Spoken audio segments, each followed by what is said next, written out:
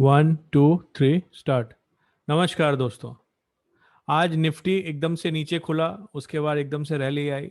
क्यों हुआ ऐसा? बैंक निफ्टी में भी सिमिलर मूव देखने को आई। थोड़ी मार्केट की एनालिसिस करते हैं, कल कहाँ पे ओपन हो सकता है और कल हमें अपनी ट्रेडिंग कैसे करनी है निफ्टी और बैंक निफ्टी में। आइए डिस्कस करते हैं इस वीडियो में। सबसे पहले तो बात करते हैं निफ्टी की। जैसा कि मैंने आपको कई बार बताया हुआ है और अब तो आपको याद भी हो गया होगा कि किसी भी मार्केट में इरिस्पेक्टिव ऑफ मार्केट किधर जा रहा है, लास्ट का half an hour to 45 minutes बहुत इंपॉर्टेंट होता है।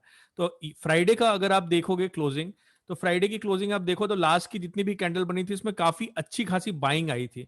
In spite of sudden fall, sudden meltdown, जिसमें बहुत लोगों ने शॉर्ट्स इनिशिएट किए थे, मार्केट में ये लेवल पे अचानक से काफी ज्यादा शॉर्ट कवरिंग आई थी।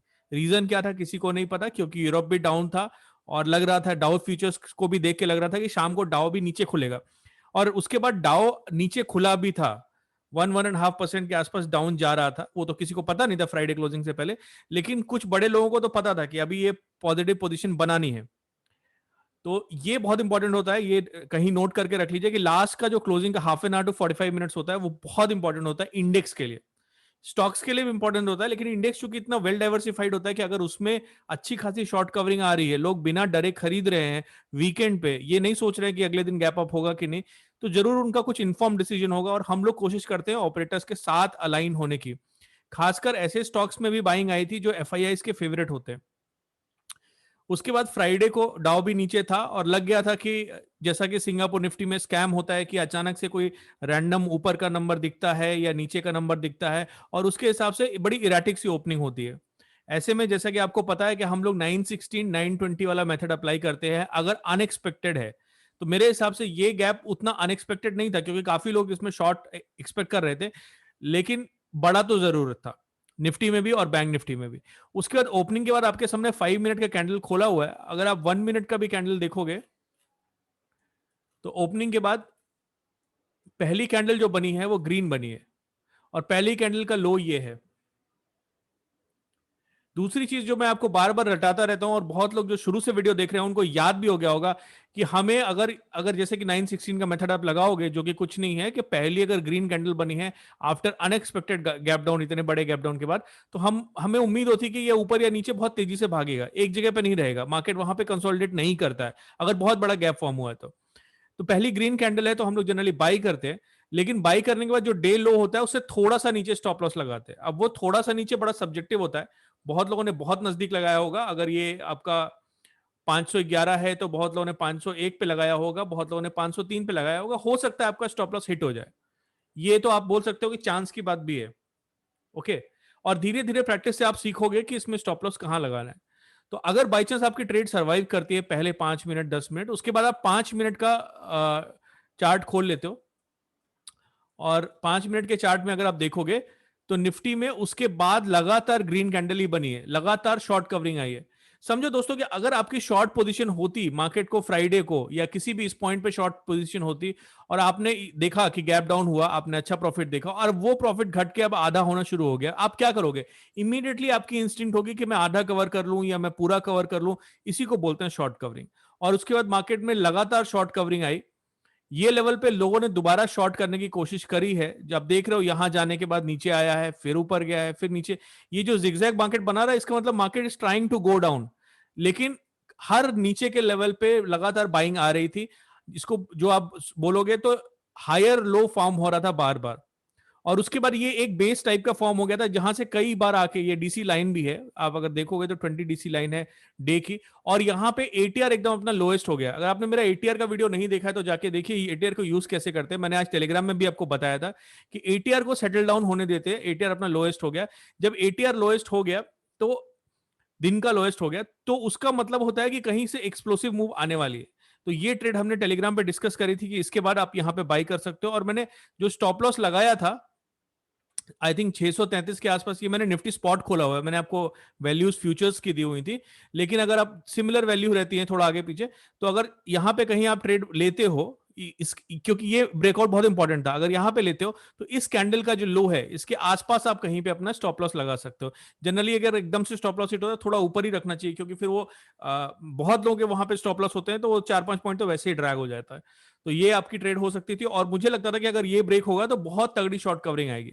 शॉर्ट कवरिंग आई, और उसके बाद मुझसे बहुत लोगों ने पूछा मैंने ये लाइन कैसे ड्रॉ करी। दोस्तों ये लाइन आप देखोगे तो पहली चीज तो ये डीसी लाइन यहाँ पे आके टिक गई थी, और दूसरी 1 2 3 4 5 6 7 तकरीबन 6 कैंडल, 5-5 मिनट की 6 कैंडल, मतलब आधे घंटे से मार्केट ट्राई कर रहा था इसको पेनिट्रेट करने का, और पेनिट्रेट नहीं कर पा रहा था। ऐसे में हमारी ट्रेड को रिस्क हो जाता है कि अचानक से एक बड़ी नीचे कैंडल बन सकती है जो आपका ओरिजिनल स्टॉप लॉस लेके चली जाए।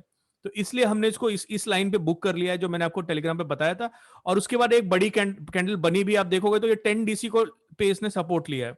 5 मिनट चार्ट में 10 DC मैंने आपके सामने ड्रॉ किया हुआ है, बड़ा करके आपको दिखा देता हूं। एग्जैक्ट उसी पॉइंट पे आके इसने जो है सपोर्ट लिया है। तो फिर उसके बाद रैली कंटिन्यू हुई है, और उसका बहुत बड़ा रीजन यह है कि शॉर्ट कवरिंग पूरे दिन चालू रही है। तो निफ्टी में कल की बात करते हैं, कल क्या लगता है मुझे। ऑब्वियसली अगर आप मेरा वीडियो शुरू से देख रहे होगे तो मेरे से अच्छा आप बता पाओगे कि कल क्या होने वाला है। और लास्ट के लास्ट के 30 मिनट्स में, 35 मिनट्स में जो है काफी ज्यादा शॉर्ट कवरिंग आई है, और मार्केट में काफी ज्यादा बाइंग आई है अच्छे वॉल्यूम के साथ। बड़े बड़े स्टॉक्स जैसे कि अगर आप देखोगे रिलायंस, तो रिलायंस है या आपका HDFC बैंक है, सभी स्टॉक्स में ठीक ठाक आप बोल सकते हो कि बाइंग थी। ब्रॉड इंडेक्स मतलब काफी वेल डाइवर्सिफाइड बाइंग आ रही थी। तो इस मेरे हिसाब से कल मार्केट गैप अप देना चाहिए। लेकिन अभी भी जो है वो विक्स भी बहुत एक नैरो रेंज में होवर कर रहा है, तो मेरे हिसाब से बहुत बड़ी गैप अप नहीं होगी। और अगर गैप अप होता है अभी इस मार्केट में, तो पहले 15 minute 20 minute I think it will be good level to sell. Market अभी ब्रॉडली अप मूड में ही है। मैं ये नहीं बोल रहा हूं कि आप सेल करके बैठ जाओगे, लेकिन जो एक 15 मिनट 20 मिनट की जो आप ट्रेड अगर ट्राई करना चाहते हो तो आप वहां पर उसको अगर मार्केट कहीं ऊपर ओपनिंग देता है 15,780 या 15,800 ओपनिंग देता है, तो वहां पे आप सेल के लिए ट्राई कर सकते हो 5 मिनट वेट करने के बाद। और डे डे हाई जो होगा वो आप उससे थोड़ा सा ऊपर, वो आपका स्टॉप लॉस हो जाएगा। बाई चांस अगर मार्केट फिर से गैप डाउन देता है तो ये समझो कि मतलब एक गैप डाउन आपने यहां देखा, एक मैसिव सेलिंग यहां देखी, और इसके बाद भी राइज के बाद फिर से मार्केट अगर गैप डाउन देता है, खासकर ये 15,660 लाइन से नीचे गैप डाउन देता है, तो फिर आपको सेल करना है। क्योंकि अगेन वो अनएक्सपेक्टेड गैप डाउन होगा, और उसमें बहुत लोगों का ये अब आप देख रहे हो कि निफ्टी का ट्रेंड जो है वो नीचे की तरफ शुरू हो चुका था। बारिंग दिस आज का मूव अगर आप हटा दोगे तो ये पूरा ट्रेंड नीचे की तरफ, कई बार इसमें ये मेल्ट डाउन आया, उसके बाद ये वाला मेल्ट डाउन आया, फिर ये जो गैप डाउन हुआ, तो जिटर्स काफी आ चुके हैं। और मैंने 3 दिन पहले वीडियो में आपको बताया था कि ये सारा जो हो रहा है इसके एक बहुत बड़ी पॉसिबिलिटी है कि इतने लंबे समय से कंसोलिडेट करने के बाद अब ऑपरेटर्स ट्राई कर रहे हैं कि बड़े लोगों को एक रेस्पेक्टेबल एग्जिट मिल जाए। इंडेक्स अपने ऑल टाइम हाई से बहुत नजदीक है, और उसके बाद यहां पे कंसोलिडेट कर रहा है।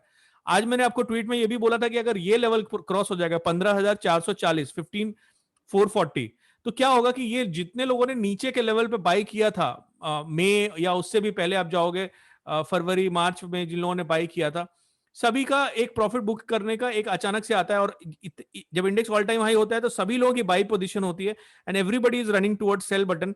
तो अगर ये लेवल ब्रीच होता, आज अगर ब्रीच हो जाता, या आने वाले 2-3 दिन में कभी भी ब्रीच होगा, ब्रीच होने की कंडीशन ये है कि it has to be broken swiftly, वहां पे आके होवर ना करे, वहां पे आके मंडराए नहीं। तो ये एक अलग ही एक डाउन ट्रेंड चालू हो जाएगा, जो मुझे लगता है कि 15 से 20% का करेक्शन इंडेक्स में देके जाएगा। तो कल की बात स्पेसिफिकली जो मेरा व्यू है कि गैप अप देगा, और गैप अप 5 मिनट वेट करने के बाद, 7 मिनट वेट करने के बाद आपको सेल करना है गैप अप को। ओवरऑल ट्रेंड ऊपर रहने वाला है, तो जब एक बार सेलिंग आ जाएगी उसके बाद मार्केट में आप देखोगे पहला डिप आने के बाद आप फिर बाई कर सकते हो, और जो डे लो होगा वो आपका स्टॉप लॉस हो जाएगा। बाई चांस अगर गैप डाउन देता है 15,640 से नीचे, तो आप उसको सेल कर सकते हो, बिकॉज वो अनएक्सपेक्टेड गैप डाउन होगा। बैंक निफ्टी की बात करते हैं दोस्तों। बैंक निफ्टी में बहुत मजेदार चीज ये हुई, मैंने आज ज्यादा टेलीग्राम पे और ट्विटर पे बैंक निफ्टी ज्यादा कवर नहीं किया, लेकिन जैसे ही इसमें आपके सामने 15 मिनट का चार्ट खोला हुआ है, जैसे ही इसमें गैप डाउन हुआ है, इसने कल के लो पॉइंट के आसपास अपना सपोर्ट ले लिया है। इसका मतलब इस लेवल पे इतनी बाइंग आई है, और आप उसके बाद 45 मिनट अगर देखोगे तो मार्केट ने जरा भी नीचे पलट के नहीं देखा। ये एक बहुत बड़ा बुलिश सिग्नल होता है कि मार्केट गैप डाउन हुआ and nobody is willing to agree to that gap down, everybody is trying to buy the dip.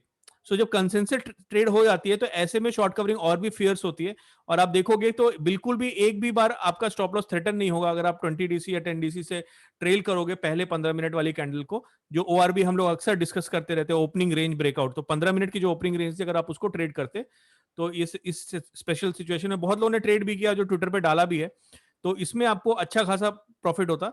और इसका भी लास्ट की जो 3 कैंडल बनी है निफ्टी से अगर थोड़ा सा कंपेयर कर दे आपको, तो ये निफ्टी का 15 मिनट का कैंडल मैंने खोला हुआ है। निफ्टी के 15 मिनट में इसने अपने जो प्रीवियस पिवट हाई था उसको क्रॉस करने में काफी झिझक दिखाई है, लेकिन बैंक निफ्टी ने बिल्कुल नहीं दिखाई है, एक बटर की तरह क्रॉस किया है इसको, और उसके बाद 3-4 कैंडल लगातार हाई बनाई है। तो बैंक निफ्टी में गैप अप के ज्यादा चांस हैं, ज्यादा अगर आपको दोनों इंडेक्स में कंपेयर करोगे तो बैंक निफ्टी में ज्यादा बुलिशनेस दिख रही है, निफ्टी में थोड़ी कम दिख रही है।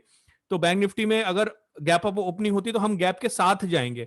तो निफ्टी में जैसे हमने बोला ना कि निफ्टी में अगर गैप अप होता है तो उसको सेल करना है, बैंक निफ्टी में अगर डिसेंट गैप अप होता है 0.5% या उससे कम का, तो उसको 5 मिनट वेट करके उसको बाई कर सकते हैं अपन, या 10 मिनट वेट करके बाई कर सकते हैं अपन, और ये आराम से 35,400 जा सकता है। बैंक निफ्टी ऐसा इंडेक्स है जो सबसे ज्यादा ऑप्शंस में भी ट्रेड होता है, और कल ट्यूसडे है तो उसका गामा इफेक्ट भी आ जाएगा अगर अच्छा खासा गैप अप आपको मिलेगा तो। गैप डाउन अगर मिलता है बैंक निफ्टी में तो उसको अपन अभी बाई द डिप्स लेके चलेंगे। अगर थोड़ा सा समझो कि ये 10 DC लाइन पे 34,440 के आसपास अगर कहीं गैप डाउन देता है तो वो बाई करने की अपॉर्चुनिटी होगी। तो ऊपर भी बोल रहा हूं आपको बाई करने की अपॉर्चुनिटी होगी, और अगर नीचे गैप अप देता है तो भी बाई करने की अपॉर्चुनिटी होगी।